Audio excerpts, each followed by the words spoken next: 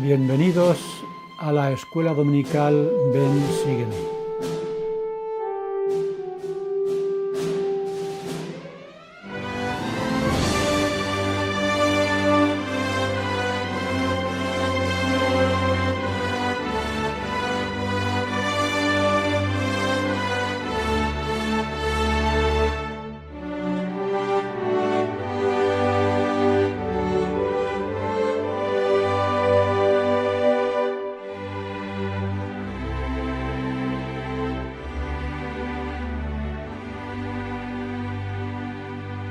En noviembre de 1832, más de 800 santos de los últimos días se habían reunido en la tierra de Sion, en el condado de Jackson, Missouri. Y se esperaba que los miembros de la Iglesia vivieran la ley de consagración que había mandado el Señor. Deberían, pues, entregar o consagrar su propiedad y sus recursos al Señor mediante una escritura pública que firmaban ellos y el obispo, y a cambio recibían, mediante otra escritura, lo que se llamaba una heredad o una mayordomía, que eran propiedades y recursos según las necesidades y circunstancias de cada familia.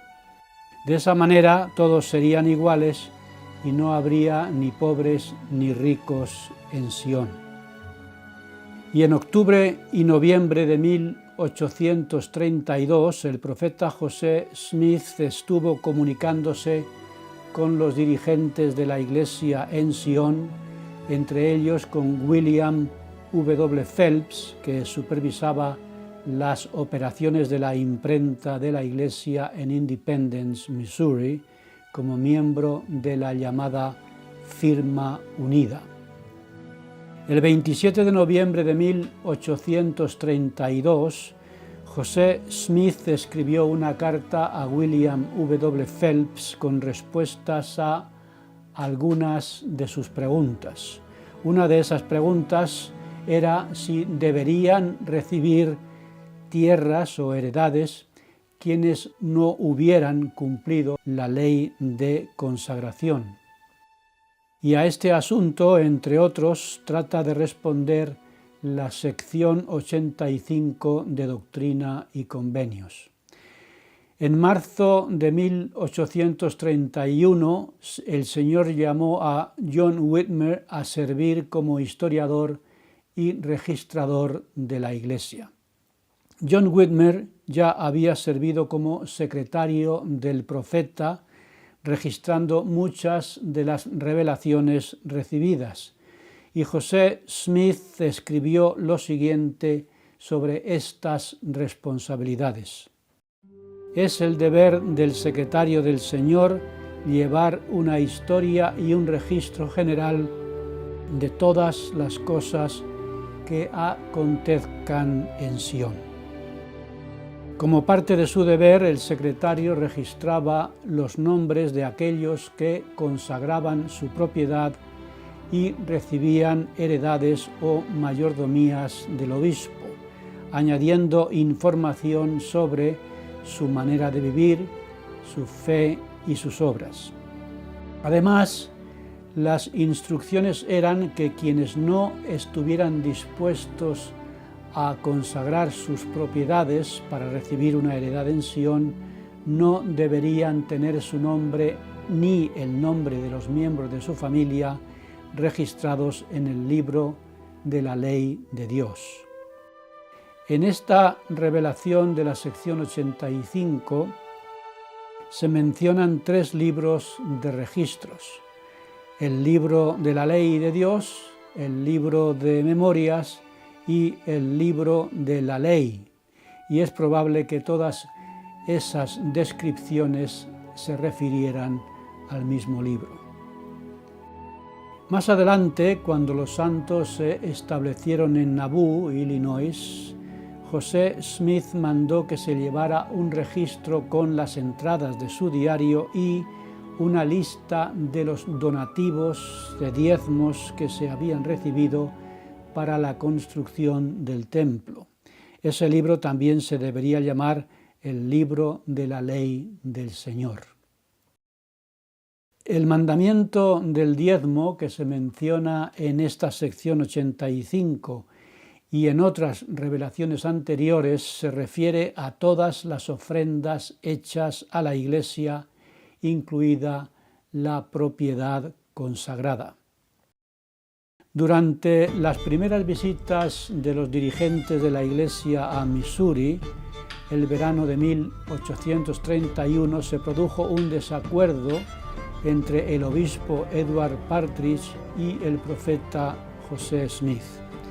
El profeta había mandado que se compraran terrenos en Independence, Missouri, pero surgió un conflicto cuando el obispo Partridge dijo que no le gustaba la calidad de las tierras que se querían comprar. Pero este asunto o este enfrentamiento entre el profeta y el obispo Partridge se resolvió pocos meses después sin gran dificultad. Las palabras que se encuentran en la carta de José Smith a William W. Phelps en noviembre de 1832 hablan de uno poderoso y fuerte que se levantaría para poner en orden la casa de Dios debido a uno que extiende su mano para sostener el arca de Dios. Algunos pensaron que esas palabras eran una amonestación al obispo Edward Partridge por su desacuerdo con la decisión del profeta en la compra de terrenos en Sion. Pero en 1834 Oliver Cowdery escribió que José Smith aclaró posteriormente que la advertencia de esa carta no se aplicaba a ninguna persona en particular, sino que se dio como aviso para que aquellos que ocupaban sus cargos de autoridad tuvieran cuidado en la forma como cumplían sus responsabilidades.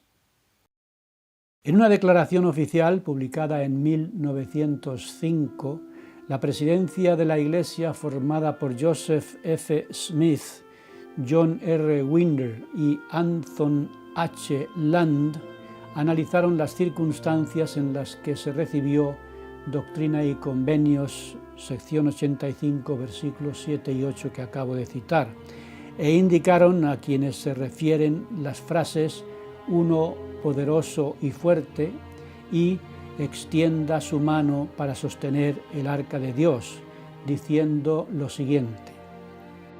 El obispo Partridge era uno de aquellos hermanos que, aunque digno, amado del Señor y, según la declaración del profeta, ejemplo de piedad y uno de los grandes hombres del Señor, en ocasiones se oponía a José Smith en aquellos primeros tiempos e intentaba corregir su manera de administrar los asuntos de la Iglesia.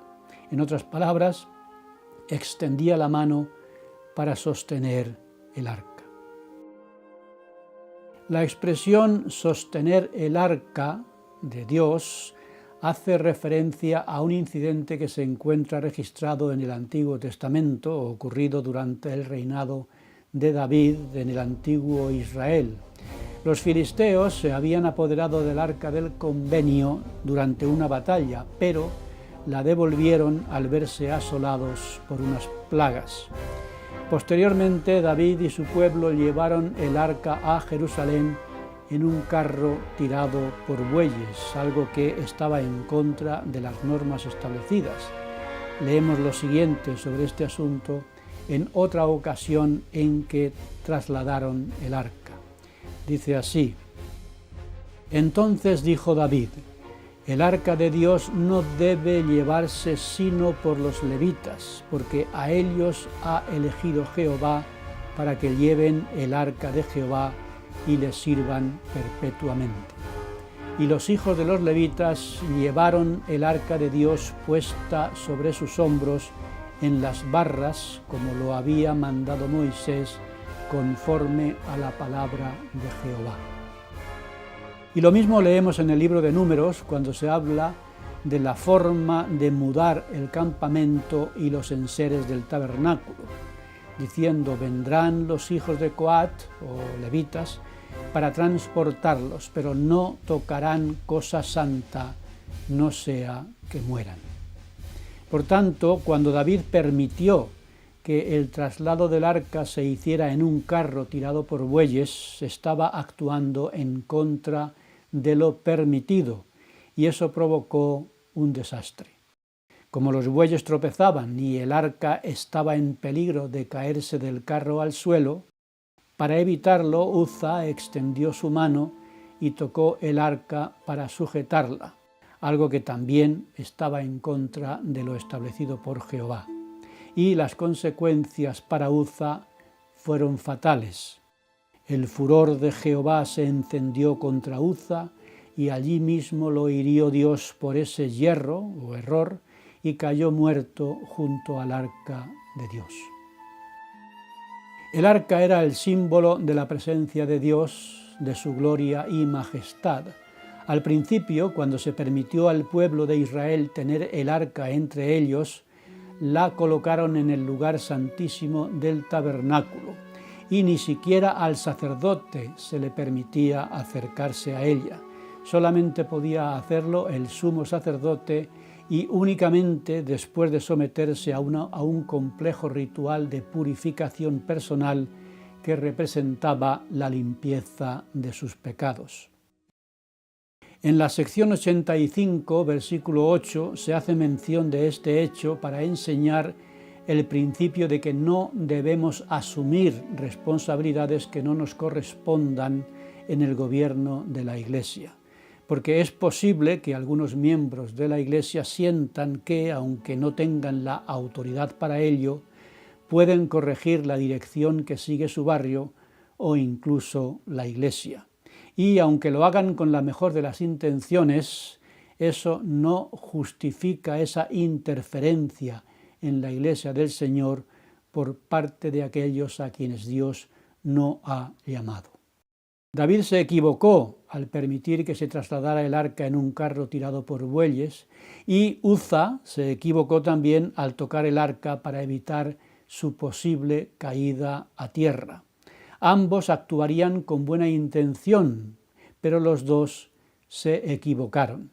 Y se espera que aprendamos la lección todos, los dirigentes y los dirigidos, a cumplir con las normas y a confiar en Dios y en su poder para dirigir su reino a su manera. Esta enseñanza se podría aplicar también a la ley de consagración, que es la manera del Señor para administrar las propiedades y los bienes en la tierra de Sión. Las heredades de la tierra que recibían los santos en Sión mediante la ley de consagración, a las que hace referencia la sección 85 de Doctrina y Convenios, se podrían comparar también con las heredades eternas prometidas a los fieles. Nuestro Padre Celestial nos ha enviado a esta tierra para ayudarnos a lograr todo aquello que Él ha preparado para nosotros. Como hijos suyos tenemos a nuestra disposición una herencia que es más de lo que podríamos imaginar. Pero ser sus hijos no es suficiente. Tenemos que ganarnos el derecho a esa herencia divina, cumpliendo todo lo que Dios nos mande por medio de sus profetas. Como ya hemos comentado en varias lecciones, José Smith estaba en esta época traduciendo o revisando la Biblia, y durante la primavera de 1831, José Smith, en sus trabajos de traducción del Nuevo Testamento, hizo algunos cambios en la parábola del trigo y la cizaña que se encuentra en el capítulo 13 de Mateo. Y mientras revisaba los cambios hechos, leemos en su diario de fecha 6 de diciembre de 1832 que recibió una revelación con explicaciones sobre la parábola del trigo y la cizaña. Y esa revelación está registrada en la sección 86 de Doctrina y Convenios.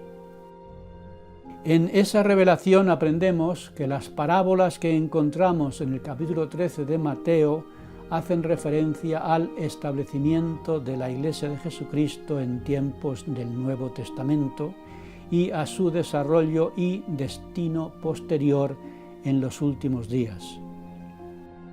Varios años después, José Smith dio enseñanzas adicionales sobre la parábola del trigo y la cizaña y explicó que la buena semilla y su fruto representan la Iglesia en tiempos de Jesucristo, y la cizaña, sembrada por el enemigo, representa la corrupción posterior de la Iglesia, y que el Señor permitió que la cizaña creciera junto al trigo, que era la Iglesia en su infancia, hasta el momento de la siega, que es el fin de los malvados en los últimos días.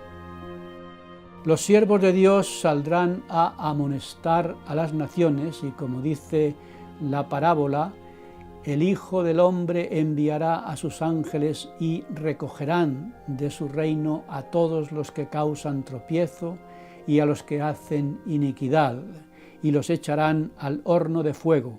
Allí será el llanto y el crujir de dientes. Y José Smith añadió lo siguiente: entendemos que la obra de juntar el trigo en alfolíes o graneros se efectuará mientras se esté atando y preparando la cizaña para el día de la quema, y que después de ese día, como leemos en Mateo 13:43, los justos resplandecerán como el sol en el reino de Dios, su Padre celestial. En el meridiano de los tiempos, Jesucristo estableció su Iglesia y mandó a sus apóstoles que llevaran el mensaje del Evangelio al mundo. Y después, al dormirse los apóstoles, o sea, después de que murieran, las llaves del sacerdocio se quitarían y las ordenanzas y organizaciones de la Iglesia primitiva se corromperían. Entonces, Satanás y sus seguidores harían huir a la Iglesia al desierto, que representa la apostasía y la oscuridad que cayó sobre la Iglesia al perder la guía de los profetas y de los apóstoles. Siglos después, Dios llamó a José Smith para sacar a la Iglesia de Jesucristo de la oscuridad y de las tinieblas. En la revelación de los últimos días, el Señor aclaró el orden del recogimiento o de la cosecha, indicando que primero se recogería el trigo y después se ataría la cizaña. La parábola hace hincapié en la decisión de esperar hasta que llegue el tiempo de la cosecha, antes de separar el trigo de la cizaña. De esta manera, Dios da tiempo a sus hijos para que fortalezcan su fe y estén preparados para el momento en que llegue el fin del mundo y se proceda a la separación de los justos de los injustos. Mientras llegara ese momento, los justos y los injustos seguirían creciendo juntos, y esta convivencia del mal y del bien en estos días en que estamos viviendo supone un gran desafío, sobre todo cuando los que representan la cizaña se hacen pasar por trigo y se dedican a criticar a la Iglesia y a sus dirigentes, actuando con mucha crítica y poca autocrítica, y haciendo como el perro del hortelano en la comedia de Lope de Vega, que no comen ni dejan comer. Y para los que sí comen y además ayudan a otros a comer, para los que han aceptado el mensaje de la restauración y se mantienen en la luz del Evangelio restaurado, nuestro Padre tiene preparada una herencia generosa que les promete con las siguientes palabras: sois herederos legítimos según la carne y habéis sido escondidos del mundo con Cristo en Dios. Por tanto, vuestra vida y el sacerdocio han permanecido y es necesario que permanezcan por medio de vosotros y de vuestro linaje hasta la restauración de todas las cosas que se han declarado por boca de todos los santos profetas desde el principio del mundo. Así que benditos sois si perseveráis en mi bondad, siendo una luz a los gentiles y, por medio de este sacerdocio, salvadores para mi pueblo. Esta es una misión y una bendición para los descendientes literales de Abraham y para quienes se conviertan en descendientes por medio del convenio, sobre todo en tiempos tan conflictivos como los que estamos viviendo en estos últimos días de la historia del mundo. Precisamente el 25 de diciembre de 1832, José Smith recibió la revelación registrada en la sección 87 de Doctrina y Convenios, en la que hay profecías sobre las guerras y los juicios que se derramarían sobre todas las naciones en los últimos días. Estos conflictos entre las naciones, por las razones que sean, están aumentando desde que, como he estado explicando, la Iglesia de Jesucristo ha empezado a salir del desierto de la apostasía. La restauración ha traído de nuevo el Evangelio de Jesucristo a la tierra, con todo su poder, para llevar la paz a todos los que lo acepten y decidan cumplir los mandamientos de Dios y acudir a Él en oración. Jesucristo es el príncipe de paz y nos invita a sus seguidores a recibir la paz que Él ofrece. Y aunque las personas deben procurar la paz espiritual mediante el Evangelio, el Señor ha declarado que la hora está próxima cuando la paz se quitará de la tierra. El Señor advirtió a los santos que el aumento de la maldad en el mundo provocaría conflictos y guerras. Las noticias sobre la preocupante situación del mundo hicieron que el profeta José Smith recibiera la revelación y profecía sobre la guerra que encontramos en la sección 87. En esta revelación, el Señor hizo una advertencia sobre las guerras que pronto acaecerán y declaró que se derramará la guerra sobre todas las naciones.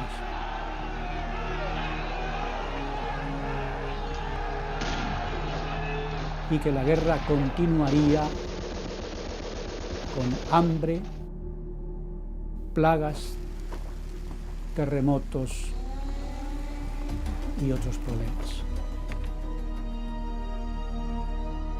hasta que la consumación decretada haya destruido por completo a todas las naciones, haciendo referencia a la segunda venida de Jesucristo. Desgraciadamente, la guerra ha estado presente en este mundo desde que Caín mató a Abel, y el mundo moderno no es una excepción. Desde el fin de la Segunda Guerra Mundial en 1945, ha habido 141 conflictos, unos grandes y otros pequeños, pero guerras al fin y al cabo. Y los santos nos protegemos contra otra guerra peor, vistiéndonos con toda la armadura de Dios. El tema central de esta lección lo encontramos en el último versículo de las revelaciones que estamos estudiando esta semana. En este versículo el Señor nos da consejos para nuestra supervivencia, tanto física como espiritual, con las siguientes palabras. Por tanto, permaneced en lugares santos y no seáis movidos, hasta que venga el día del Señor, porque he aquí, viene pronto. En medio de estas profecías sobre las guerras de este mundo, el Señor nos aconseja, pues, que nos protejamos de todo tipo de conflictos que puedan surgir, pidiéndonos que permanezcamos en lugares santos, que no nos movamos de ellos y que esperemos la venida de nuestro Señor, que nos traerá la ansiada paz. Este consejo lo ha dado el Señor 2 veces más en este libro de Doctrina y Convenios. En una revelación sobre Sion y el establecimiento de sus estacas, el Señor dijo en diciembre de 1833, «He aquí, es mi voluntad que todos los que invoquen mi nombre y me adoren de acuerdo con mi evangelio eterno, se congreguen y permanezcan en lugares santos». Y en una revelación anterior, en tiempos en que la Iglesia estaba sufriendo muchos ataques, después de anunciar que una plaga arrasadora causaría una gran desolación en la tierra, dijo el Señor. Mis discípulos estarán en lugares santos y no serán movidos, pero entre los inicuos los hombres alzarán sus voces, maldecirán a Dios y morirán. Esta profecía sobre una plaga asoladora nos resulta muy familiar en esta época que estamos viviendo. Por tanto, el consejo de permanecer en lugares santos tiene un significado mucho mayor para nosotros en estos momentos.